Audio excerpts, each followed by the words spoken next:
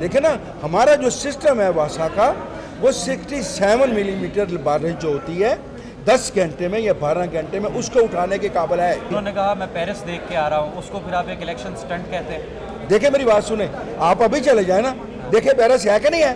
वो तो मैं वो सारा जो देखा ना वो घड़ा जो है ये भी सारा कसूर पीटीआई का है। इन्हीं के पीटीआई के वलीद इकबाल साहब ने स्टे लिया उस पर। आप मीलों पैदल चलते जाएं, आपको कोई सड़क और गली टूटी हुई नजर नहीं आएगी। कहीं पर आप चले जाएं आपको पता चलेगा कि तरक्याती काम किस शिद्दत के साथ यहाँ पर हुए हैं। ये कह देना बहुत आसान है, वो तो ड्रामे कर रही हैं। ऐसे ही आती हैं इलाके में, वो बोतल उठा लेती हैं पानी की। बिस्मिल्लाहिर्रहमानिर्रहीम, अस्सलाम वालेकुम नाज़रीन, आप देख रहे हैं उर्दू पॉइंट और मैं हूं रुखशान मीर। आज हम मौजूद हैं लाहौर के हल्का NA 125 में, जहां से मुस्लिम लीग नवाज़ के सीनियर रहनुमा वहीद आलम खान डॉक्टर यास्मीन राशिद के ख़िलाफ़ इलेक्शन में हिस्सा ले रहे हैं और वही आज हमारे मेहमान हैं हमारे इस इंटरव्यू में। इनसे कुछ अहम सवालात करेंगे जो यकीनन आपके जहनों में भी खटक रहे हैं। बहुत शुक्रिया खान साहब, आपने अपना कीमती वक्त दिया। सबसे पहले तो ये बताइए, हल्का इतना कन्फ्यूजिंग क्यों था? यहाँ से पहले मरियम नवाज शरीफ साहिबा ने अपने कागजात नामजदगी जमा करवाए, बैनर्स भी लगा दिए, फिर उन्होंने वहाँ से बैकआउट किया और मलिक परवेज़ साहब का नाम सामने आया कि वो यहाँ से इंतखाब में हिस्सा ले रहे हैं, मगर फिर एक और यू टर्न देखने को मिला और आपका नाम फाइनली जो है वो फाइनलाइज हुआ। आप NA 133 में 10 दिन अपनी इलेक्शन कैंपेन भी कर चुके थे, मगर आपको अब 125 में उन्होंने भेज दिया। हल्का इतना कंफ्यूजिंग क्यों था? जब हमने डॉक्टर यास्मीन राशिद से पूछा कि अब आपकी जो कंपेटिटर थी मरियम नवाज़ वो तब्दील हो गई हैं, तो उन्होंने कहा कि शायद वो थोड़ा डर गई हैं। उनको ये खदशा था कि 2013 के मुकाबले में 2017 का जो बाई इलेक्शन था उसमें लीड कुछ कम थी, इस वजह से शायद उन्हें हार का डर था। आप क्या समझते हैं क्यों इस तरह हुआ बार बार? बिस्मिल्लाहिर्रहमानिर्रहीम। बात यह है कि लोगों के लिए कंफ्यूज हो सकता है, आपके लिए हो सकता है, उनके लिए हो सकता है, लेकिन पार्टी के लिए ऐसा नहीं था, क्योंकि पार्टी ने पहले ही अगर कंफ्यूज होता तो फिर कागजात भी ना होते। बात है कि पहले ही पार्टी ने मुझे भी कागजात जमा कराने के लिए कहा, मलिक परवेज़ साहब को भी जमा कराने के लिए कहा और बाजी मरियम नवाज़ को भी कराने के लिए कहा। तो ये पार्टी का डिसीजन होता है, पार्टी अपना इंटरेस्ट देखती है कि हमें कहाँ से किसको लड़ाना है। तो ये प्योरली एक पार्टी डिसीजन था, जो भी उसके हों मुहर्रकात, लेकिन बहरहाल ये पार्टी डिसीजन था। पार्टी ने मुझे वहाँ से यहाँ भेज दिया और मैं आ गया। और मैं ये समझता हूँ कि ये खदशात उसके अपना यास्मीन राशिद साहिबा के कि वो शायद इसलिए, मैं एक बात बता दूँ आपको, बड़े दावे से हम कह रहे हैं इंशाल्लाह ये हल्का मियाँ नवाज शरीफ का है। 3 मरतबा वो मुंतखब हुए हैं, बाजी कुलसूम नवाज साहिबा भी मुंतखब हुई हैं और इंशाल्लाह अब भी मियाँ नवाज शरीफ के जो नुमाइंदे हैं वो यहाँ से मुंतखब होंगे और ये उनकी खाम ख्याली होगी कि उनकी कोई ज़्यादा उनको पजीराई मिल रही है। आपको नज़र आएगा वोटों में कि हम पहले से ज़्यादा लीड के साथ इंशाल्लाह जीतेंगे।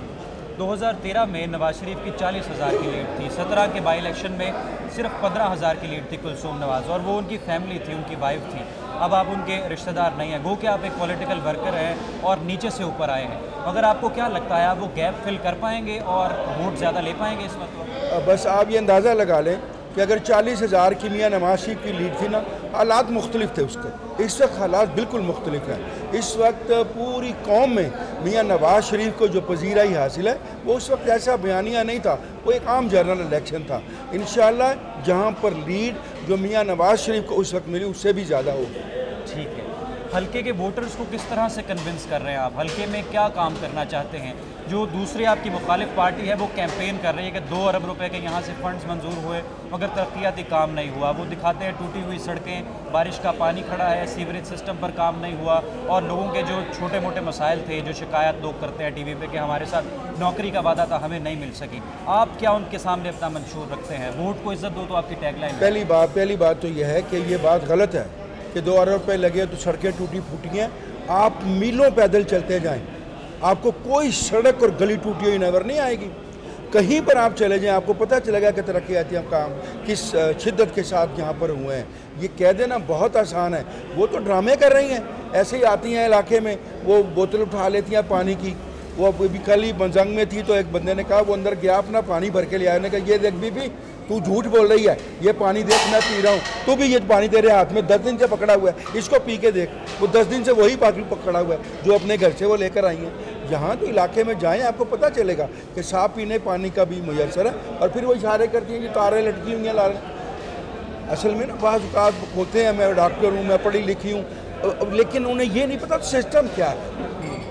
पाकिस्तान में इलेक्ट्रिसिटी सिस्टम जो है, आप इस्लामाबाद चले जाएं, वहाँ अंडरग्राउंड सिस्टम है, वहाँ आपको कोई तार लटकती हुई नज़र नहीं आएगी। लाहौर में और पूरे मुल्क में जो सिस्टम है वो ओपन है, तो तारें ही लटकती नज़र आएंगी ना, वो तो अंडरग्राउंड है तो फिर नहीं नज़र आएंगी। ये सब ड्रामे हैं उनके, लोग उनको समझ चुके हैं, लोग उनको जान चुके हैं।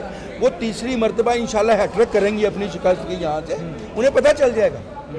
कल भी कुछ तस्वीर वायरल थी और उसमें N125 के इलाके थे जहाँ पे सीवरेज सिस्टम ना होने की वजह से पानी खड़ा रहा, और बड़ी एक पोस्ट सोशल मीडिया पर वायरल। नहीं, बड़ी गलत बात है। देखें, पहली बात तो यह है कि सिस्टम किसी इलाके में चले जाएं, हर जगह पर सिस्टम मौजूद है। ये तस्वर ही नहीं है कि किसी जगह सीवरेज सिस्टम ना हो, हर जगह है।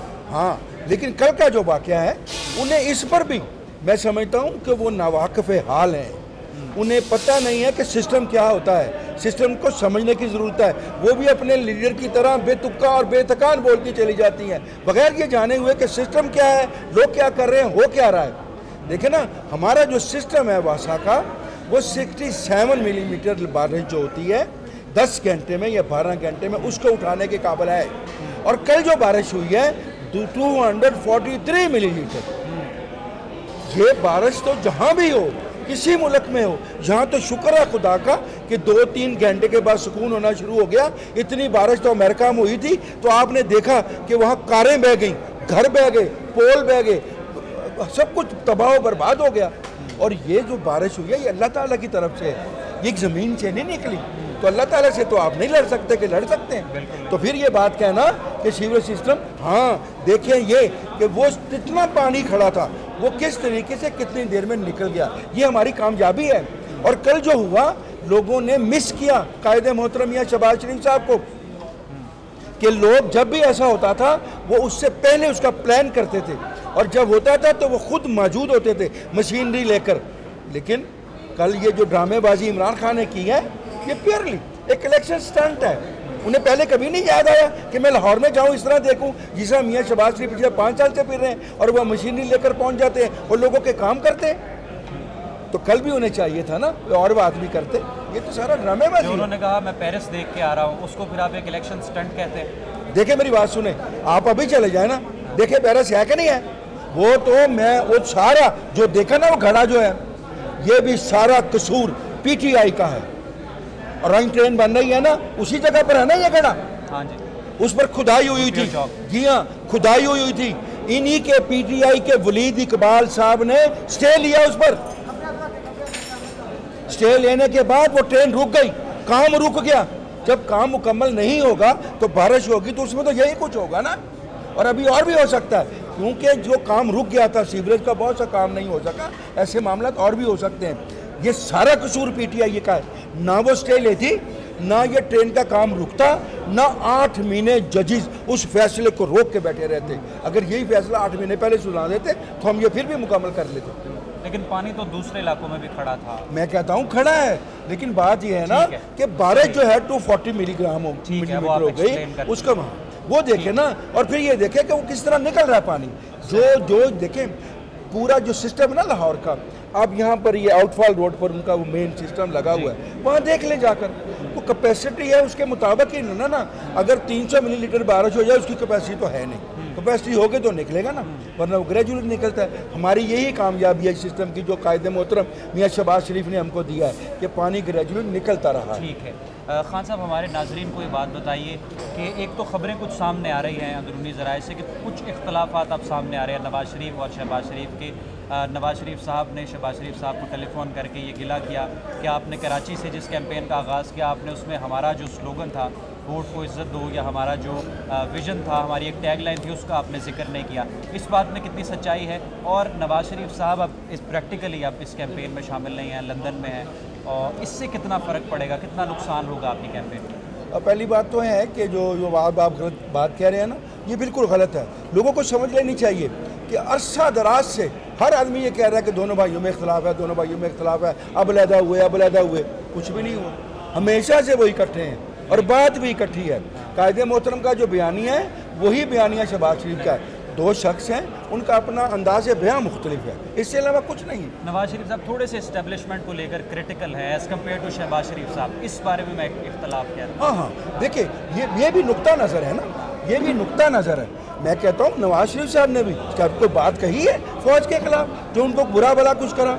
बात है अंदाज की कि एक बात मैं कहता हूँ कि ये फैसला गलत हुआ, कोई उसको दूसरे अंदाज में कह देता है, इतनी सी बात वही है जो नवाज शरीफ कहते हैं और वही शहबाज शरीफ कहते हैं, कोई फ़र्क नहीं। ठीक है, और अब आपको बिल्कुल उम्मीद है कि 225 मुस्लिम लीग नवाज सीट इंशाअल्लाह अल्लाह के हुक्म से हुजूर के सदक़े में, ये मेरी बात लिख लें कि मियाँ नवाज शरीफ 30 साल से जीत रहे हैं। इंशाअल्लाह अब भी जो मियाँ नवाज शरीफ ने यहाँ पर नुमाइंदे भेजे हैं, मेरी सूरत में, मियाँ मरगूब की सूरत में, बिलाल यासिन की सूरत में, इंशाल्लाह यही जीतेंगे। और जो दूसरी जमातें हैं, तहरीक लब्बैक का भी अब वहाँ पर इजाफा हुआ है, हमने वहाँ पर सर्वे किया, हमें उनके भी कुछ वोटर्स मिले, तो जो दूसरी जमातें हैं वो किस हद तक आपका वोट लेंगे? देखें, जितनी शिद्दत उनकी ज़िमनी इलेक्शन में थी ना, वो अब शिद्दत नहीं है। अब लोग जान चुके हैं कि वो क्या ड्रामा कर रहे हैं। लोगों को पता चल गया कि ये सियासत हो रही है, इसका दीन से या किसी चीज़ से कोई ताल्लुक नहीं है। देखे ना, अगर तरीके लब्बैक वाले जो हैं, तो मैं भी कहता हूँ लब्बैक या रसूलुल्लाह, लब्बैक या रसूलुल्लाह। मुझसे ज़्यादा या आपसे ज़्यादा हमारे खूनों में रसा बचा है नबी मुकर्रम सल्लल्लाहु अलैहि वसल्लम। वो खास मुकाम लेकर पैदा हुए मौला मैकरा कि हमारे खून में नहीं है। मैं कहता हूँ अभी मेरा खून निकाल कर देखे, खून का ज़र्रा ज़र्रा बोलेगा अब नबी मुकर्रम सल्लल्लाहु अलैहि वसल्लम की शान में। तो ये कोई उन्होंने तो ख़ास अपना अंदाज़ बना लिया कि वो जैसे हर चीज़ उन्हीं के पास है, ऐसा नहीं है। सारी कौम जो है ये अपना नबी मुकर्रम सल्लल्लाहु अलैहि वसल्लम पर और उनकी आखिरी नबी होने पर हर चीज़ पर यकीन रखती है। और हर आदमी ये कहता है कि मैं और मेरी औलाद, मेरा माल व असबाब, हर चीज़ नबी मुकर्रम सल्लल्लाहु अलैहि वसल्लम पर कुर्बान है। ठीक है, आखिरी सवाल खान साहब आपसे करेंगे कि आप चूँकि कोई प्रॉपरली बिजनेस नहीं करते, आपका प्रॉपर्टीज़ वगैरह हैं और वहाँ वही आपका सोर्स ऑफ इनकम है जो रेंटल इनकम होती है, इलेक्शन कैंपेन पे कितना पैसा लगा रहे हैं और कैसे कर रहे हैं मैनेज? बात यह है कि चूँकि हल्का बड़ा अब ये इम्पोर्टेंट है। देखिए मेरी बात सुनिए, यहाँ हम पैसे तो उतने ही लगेंगे जितने इलेक्शन कमीशन ने कहा, उससे ज़्यादा बल्कि उससे भी कम लगेंगे। ये पैसे उनके लगते हैं जो नए होते हैं, जो यहाँ वारद होते हैं। यास्मीन राशि साहब ना बाहर से आई हैं, वो लोगों को पता किसी और इलाके की हैं, जीते भी हैं, कुछ भी होगा। वैसे ये भी बात बता दूं, उन्हें ये अपनी शिकस्त का यकीन है। अगर यकीन ना होता ना तो वो जो मखसूस नशीस्तें हैं ना पीटीआई की, उसमें अपना पहला नाम ना रखती। वो कहते हैं इमरान खान साहब ने फोर्स किया, जो किसी ने भी फोर्स किया। इसका मतलब यह है कि इमरान खान को भी पता है कि ये हारेगी, वरना कोई ज़रूरत नहीं है, इलेक्शन लड़ रही है, क्या ज़रूरत है। बहुत शुक्रिया वहीद आलम खान साहब, आपने उर्दू पॉइंट के नाजरीन को, लाखों करोड़ों नाजरीन को अपना कीमती वक्त दिया और आपने इनकी गुफ्तगू सुनी। हम हल्का यानी 125 में मौजूद हैं और जहाँ पर बड़ी गर्मा गर्म मीटिंग अभी इनकी वर्कर्स के साथ चल रही थी, मीटिंग के इख्तिताम पर ही हमने इनका कीमती वक्त लिया। आप इस वीडियो को अपने दोस्तों के साथ, इस इंटरव्यू को ज़रूर शेयर कीजिए। रुखसान मीर को दीजिए इजाज़त, अल्लाह हाफ़िज़।